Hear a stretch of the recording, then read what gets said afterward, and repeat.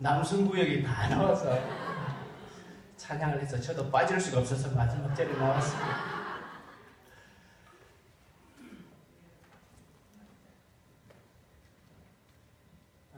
2018년 추수 감사절을 저희 맞이했습니다.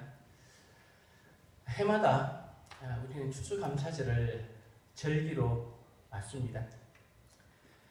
여러분들 이렇게 추수 감사절을 맞으면 여러분들은 어떤 생각들을 하십니까?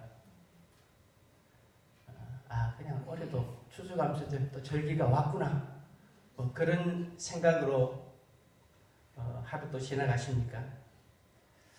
사실 지금 앞에 이렇게 곡식들, 과일들 이렇게 진열되어 있긴 하지만 사실 저나 여러분들은 이 도시에서 사는 사람들이라 뭐 시골에서 농사하는 사람들이 아니라 어쩌면 크게 농작물에 대한 그런 생각들이 농부만큼은 사실 안 될 겁니다. 우리가 뭐 매스컴이나 뉴스를 보면서 올해 참 날씨도 좋고 여러 조건이 좋아서 풍년이 되었구나. 아니면 올여름은 너무 뜨거워서 고온 현상이 심해서 이제 추수할 때가 됐는데 태풍이 몰아닥쳐서 흉작이 됐다. 뭐 그 정도 뭐 얘기를 듣고 공감할 수 있는 마음들은 있지만 실제적으로 추수에 대한 것들은 사실 우리가 그렇게 크게 와닿지는 않을 겁니다. 아마 저나 우리 함께 예배드리신 우리 성도님들이 다 어느 정도 연륜이 있는 분들이라 예전에 어릴 때는 다 우리 시골에서 이런 것들을 경험하며 살았잖아요. 그래서 사실 요즘 젊은 층의 사람들이 잘 그런 공감대가 별로 없을 거라는 생각이 듭니다. 그런데 어쨌든 여러분들은 어떤 생각을 하실지 모르지만 추수감사절이 되면 감사절에 대한 그런 생각도 하지만 솔직히 저는 추수감사절이 되면 1년 다 갔네. 사실 그 생각이 딱 들어요. 사실 그렇죠.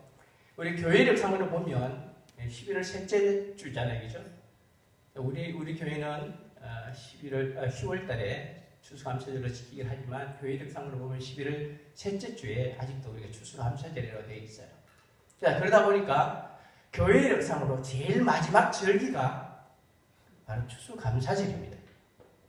그러니까 이 절기가 되면 한 해 다 갔구나 그런 생각을 할 수밖에 없습니다.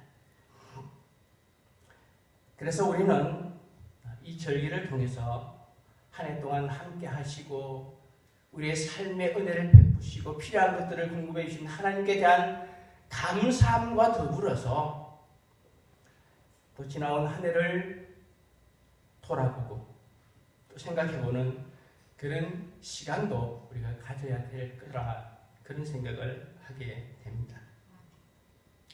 우리 한국의 개신교에서는 보편적으로 1년에 2차례의 감사절 절기를 지킵니다.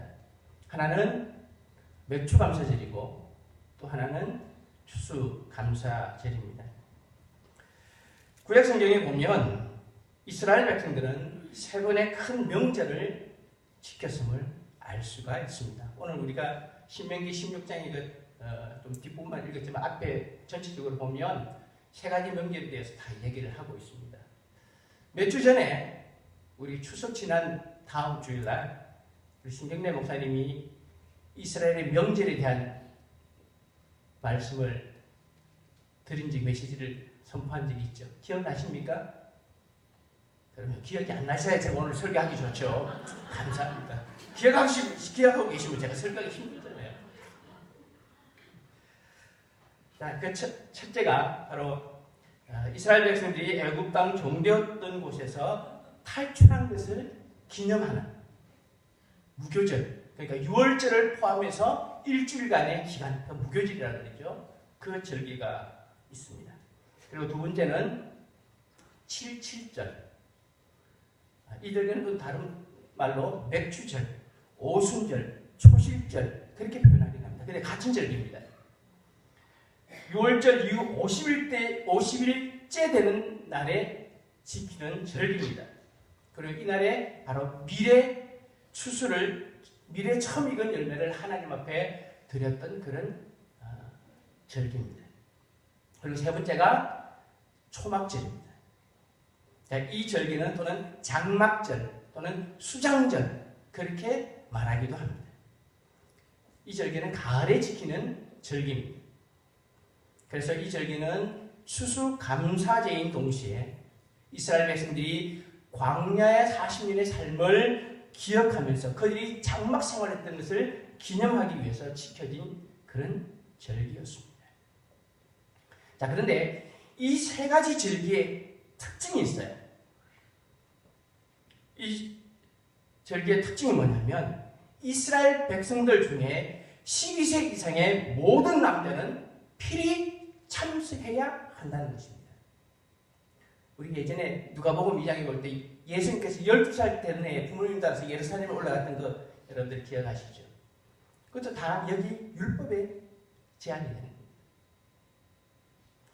또 하나는 하나님 앞에 나아올 때 반드시 감사의 예물을 가지고 나오게 되어 있습니다.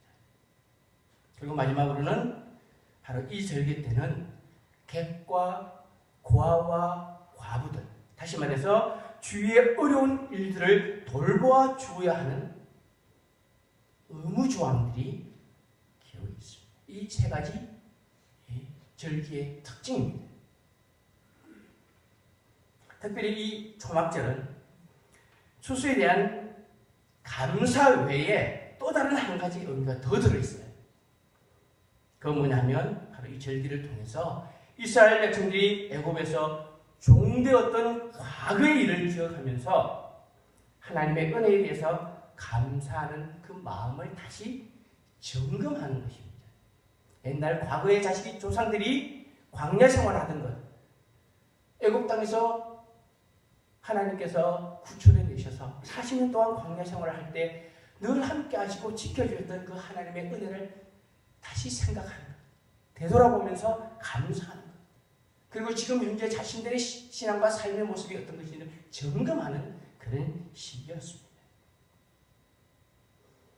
그래서 그들은 그 절기 때마다 고아와 과부와 객들과 종들, 이 어려움들을 살피면서 그들이 그 옛날 종되어서 애굽 땅에서 살던 그 어려운 그때를 기억하는 것입니다. 그 의미가 오늘날 우리 기독교인들에게도 같은 의미가 있습니다. 다시 말하면 죄와 율법과 죽음의 고통에서 바로 그 속에서 영원한 저주를 받아야 했던 우리들, 하나님께서 예수 그리스도를 통해서 우리의 죄를 용서하시고 죽음에서 새로운 생명을 주실 뿐만 아니라 이제는 죄의 종되었던 자리에서 하나님의 자녀가 되게 해주신 그 크신 은혜를 기억하면서 감사하는 마음을 갖게 하는 것입니다. 그래서 우리는 바로 이 감사절을 통해서 현재까지 우리의 삶에 필요한 것들을 공급해 주시고 은혜로 삶을 인도해 주신 그 하나님에 대해서 감사할 뿐만 아니라 죄 가운데서 예수 그리스도를 통해서 우리를 구원해 주신 하나님의 은혜까지 함께 생각을 해야 한다는 것입니다.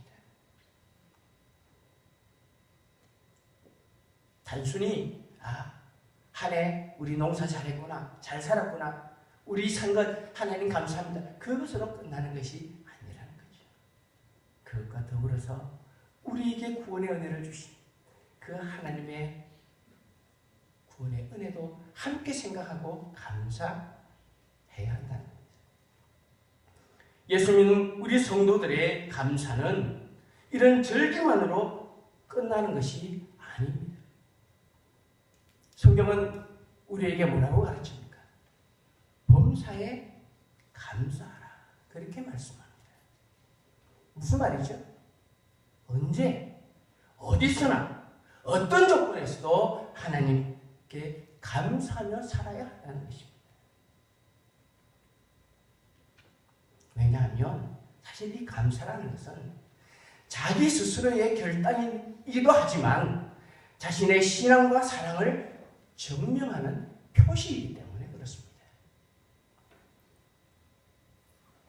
그래서 진정한 감사는 그저 마음으로 입으로만 하는 것이 아닌 겁니다. 누가복음 17장 11절에서 19절 말씀에 보면 예수님께서 10명의 나병 환자들을 치유하시는 이적이 기록이 되어 있습니다. 예수님께서 제자들과 함께 예루살렘으로 가시던 도중에 10명의 나병 환자가 예수님 지나가시는 것을 보고 멀리서 예수님 우리를 좀 긍휼히 여기달라고 큰 소리로 부릅니다. 왜냐하면 나병 환자들은 일반 사람들에게 접근할 수가 없습니다. 그래서 예수님 지나간다는 소식을 듣고 멀리서 그냥 소리만 지르는 거예요. 예수님 우리를 좀 불쌍히 여겨주십시오. 예수님께서 그 소리를 듣고 그들에게 가셔서 상태를 보시죠. 그리고 그들에게 말씀합니다. 가서 너희 몸을 제사장에게 보여라. 근데 이 10명의 나병 환자들이 예수님의 그 말씀을 듣고 제사장에게 갑니다. 예수님께서 고쳐주시지도 않는데 그 말씀을 듣고 믿음으로 갔어요. 그런데 가는 중에 그들의 나병이 깨끗하게 치유된 것을 발견하게 됩니다. 얼마나 기뻤겠어요. 그런데 그 치유를 받고 예수님께 다시 돌아온 사람은 한 사람뿐이었습니다. 성경에 보면 예수님께서 돌아온 한 사람에게 다른 9도 깨끗함을 받지 않았느냐? 다른 9 어디 갔느냐? 그렇게 물으시는 거예요. 그러신 말씀이 이렇게 감사하며 돌아온 사람이 왜 이방인 이 사마리아 사람 한 사람뿐이냐고 되물으시는 거죠. 아마도 고침받은 나머지 9 사람들도 감사했을 거예요. 어쩌면 너무너무 기뻐서 그냥 막 자기 가족에게 달려갔는지도 모르겠어요. 그러나 감사라는 것은 마음으로만 입으로만 하는 것이 아니라는 거죠. 예수님께 돌아와서 그 감사함을 엎드려서 표현한 이 사마리아 그를 보시면서 예수님께서 병고침을 받고 돌아오지 않은 소위 하나님의 택한 백성이라는 이스라엘 백성 그 선민들의 그 모습에 약간은 실망하시는 그 마음이 성경에 기록되어 있는 거예요. 그런데 돌아와 감사했던 이 사마리아인은 나병의 치유만 받은 것이 아니라 주님께서 그에게 구원의 은혜까지 주신 것을 우리가 성경을 통해서 보게 됩니다.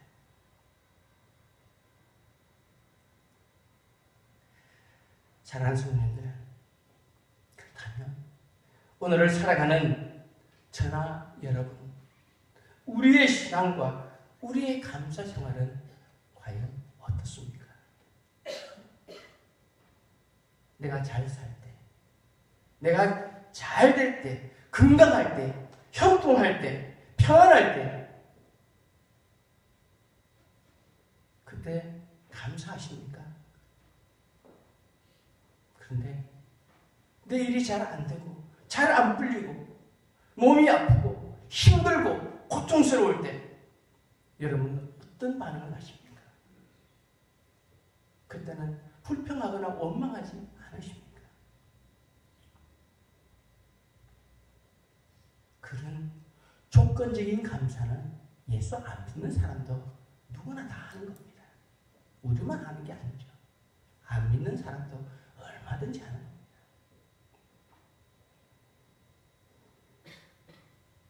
진정한 신앙의 감사라는 건 잘 되든 안 되든 내 모든 것을 주님 앞에 믿음으로 맡기고 감사하는 것, 그게 신앙인의 감사 생활입니다.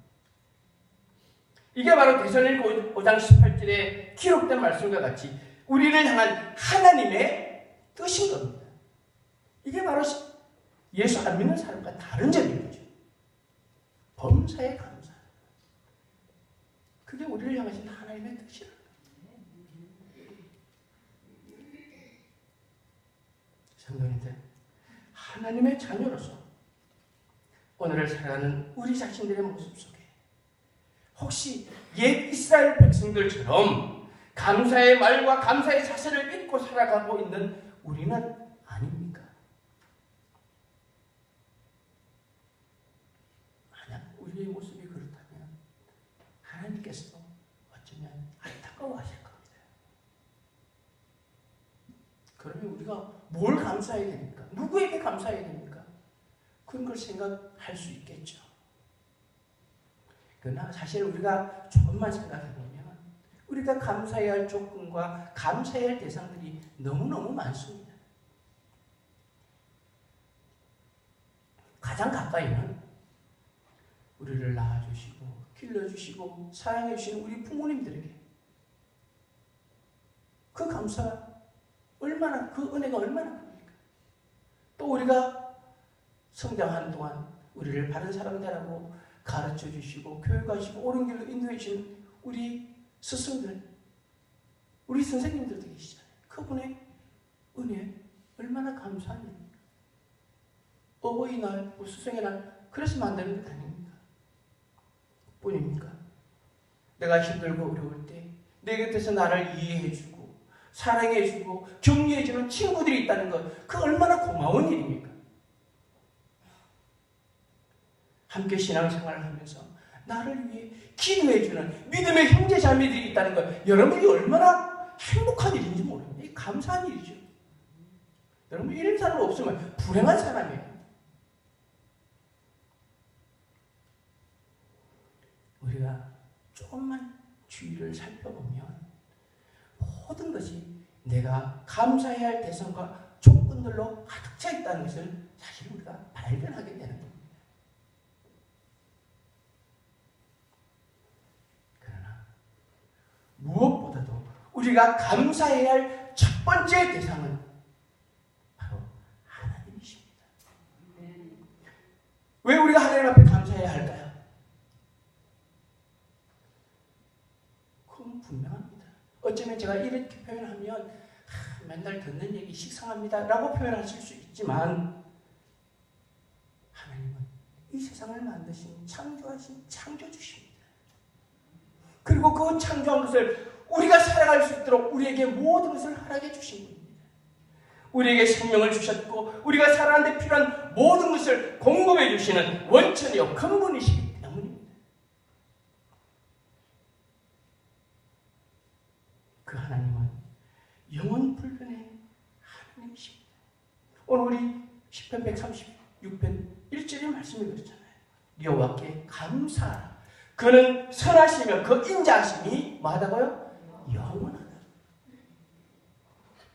시편 136편 오늘 우리 1절만 읽었지만요. 1절부터 26절까지 보면 계속해서 그 인자하심이 영원하다, 영원하다 계속 반복되고 있어요. 하나님의 영원하심을 끊임없이 찬양하고 있어요.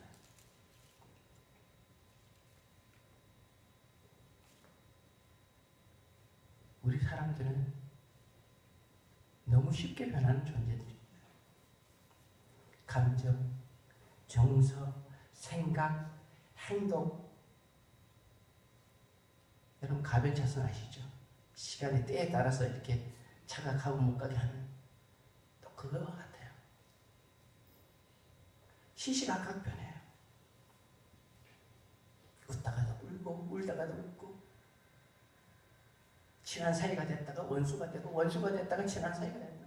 왔다 갔다. 그게 사람의 모습이에요. 언제 어떻게 변질될지 몰라요. 사람 믿으면 안 돼요. 사실은 사람 믿어야 되는데 참 믿을 게 못되는 게 사람이에요. 그러나 우리 하나님은 선하시고 인자하심이 영원하신 분이십니다. 사람은 변덕스럽지만 하나님은 영원히 변치 않으시는 분이시라는 겁니다. 만약에요, 하나님께서 우리 사람들처럼 변덕스럽다든지 감정적인 기복이 심한 분이라면 우리가 누구를 의지하며 살 수 있겠습니까? 한번 생각해 보세요. 만약에 하나님이 기복이 심한 그런 분이라면 저나 여러분들이 오늘 이 자리에 앉아서 예배나 제대로 드릴 수 있겠어요? 하나님의 마음에 하나도 드는 사람 아무도 없을 텐데.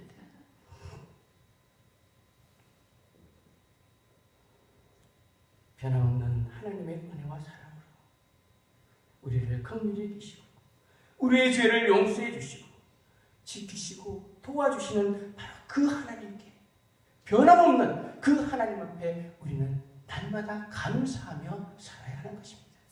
한 걸음 더 나아가서 하나님은 우리들의 구속주가 되시기 때문입니다. 에베소서 2장 5절에 보면요, 허물로 죽은 우리를 그리스도와 함께 살리셨고 너희는 은혜로 구원을 얻은 것이라 말씀합니다. 하나님께서 우리에게 베풀어 주신 은혜 중에 가장 큰 은혜는 바로 예수 그리스도를 통한 구원의恩宠입니다. 그것보다 큰 게 없습니다. 하나님께서는 독생자 예수 그리스도를 우리에게 주셨고 우리가 그 예수님을 믿음으로 말미암아 죄인이 의인되게 해주셨고 죄의 종되었던 우리를 이제는 하나님의 자녀로 삼으셔서 영원한 생명뿐만 아니라 하나님 나라를 소유하는 후사가 되게 해주셨다는 겁니다. 그만큼 크고 놀라운 은혜가 어디 있습니까? 그 은혜를 경험한 사람이 날마다 하나님 앞에 감사하며 기뻐하며 찬양하는 것이 아니겠습니까?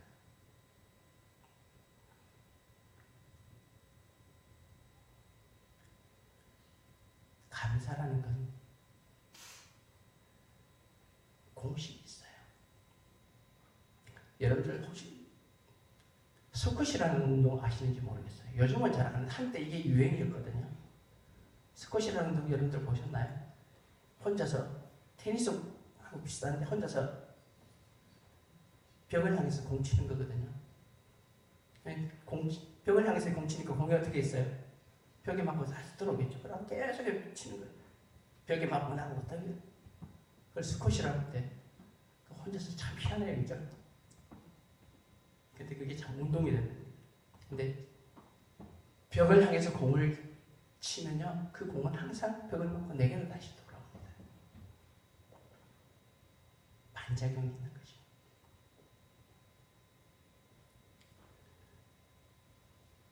우리의 삶의 기반이 되는 자연을 바라보고 기뻐하고 즐거워하고 감사할 줄 알면, 그래서 그 자연을 귀하게 여기고 잘 아끼고 가꾸어 놓으면 그 자연은 우리에게 더 좋은 것으로 되돌려줍니다. 아시죠? 요즘 우리가 그 자연을 잘 가꾸지 못해서 어떻게 우리가 어려움을 당하고 있잖아요. 뿐인가요? 우리의 내 이웃들, 우리의 믿음의 형제 자매들을 향해서 내가 긍휼을 베푸고 사랑을 잘 심어놓으면요, 피를 나는 형제보다 더 가까운 존재가 됩니다.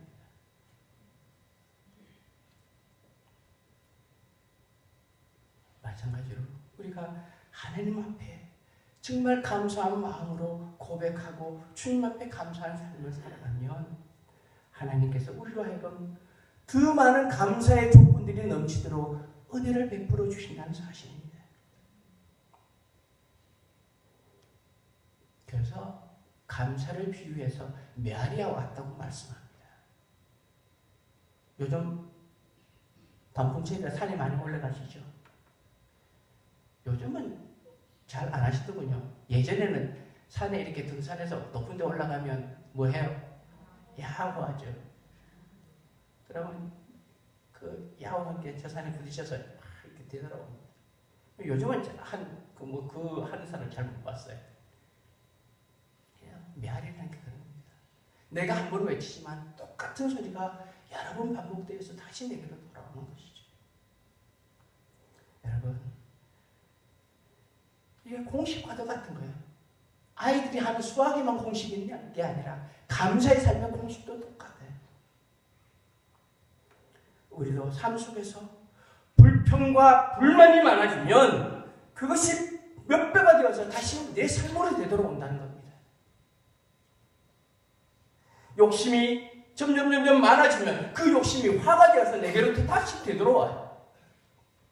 그러나 감사하며 사는 사람은 힘들고 어려워도 그럼에도 불구하고 기뻐하고 감사하며 사는 사람은 더 많은 감사의 조건들이 내 자신의 삶 속으로 되돌아온다는 사실을 우리는 알아야 됩니다. 그게 삶의 공식이에요. 다시 말해서 우리의 작은 감사의 말과 행동들이 더 큰 감사의 조건을 내게 가져다 줄 뿐만 아니라 바로 그 감사는 바로 저와 여러분 우리들의 삶 속에 윤활유가 되어서 시기와 분쟁 대신에 화해와 기쁨을 가져다 준다는 사실을 우리는 기억해야 하는 것입니다. 사랑하는 우리 성도님들, 이제부터라도 우리 다시 감사하며 사는 성도들이 되었으면 좋겠습니다. 혹시라도 우리가 예수 믿고 살면서 또 예수 믿고 사는 이 기간이 길어져서 처음에 우리가 가졌던 그 감격, 기쁨, 감사가 사라져 있는지 잘 다시 나를 돌아보고 혹시라도 잃어버린다면 우리 그 감사한 삶을 다시 회복하고 감사한 모습이 회복되어지는 은혜가 있었으면 좋겠습니다. 감사하되 범사에 감사하는 그런 신앙으로 우리 모두 살아가야 하겠습니다. 이 모습이 진정한 신앙의 삶의 모습이고 하나님께서 우리에게 원하시는 뜻이라는 사실입니다. 이같이 우리가 하나님의 자녀로 범사에 감사하는 신앙인이 되고 감사하는 삶을 살아갈 때 언제 어디서나 하나님께서 우리에게 베풀어 주신 복된 삶을 살아가는 복의 주인공들이 될 뿐만 아니라 하나님을 영화롭게 하는 귀한 주님의 백성들이 되어질 겁니다. 오늘 감사 주님 앞에 나와서 예배하는 감사의 예배를 드리는 우리 모두 신금호교회 성도님들, 여러분들의 삶과 가정에 이 아름다운 감사의 모습들이 날마다 넘쳐나는 그런 귀한 은혜가 있게 되기를 주님의 이름으로 축복합니다. 기도하십시다. 하나님 아버지 은혜를 감사합니다. 추수감사주의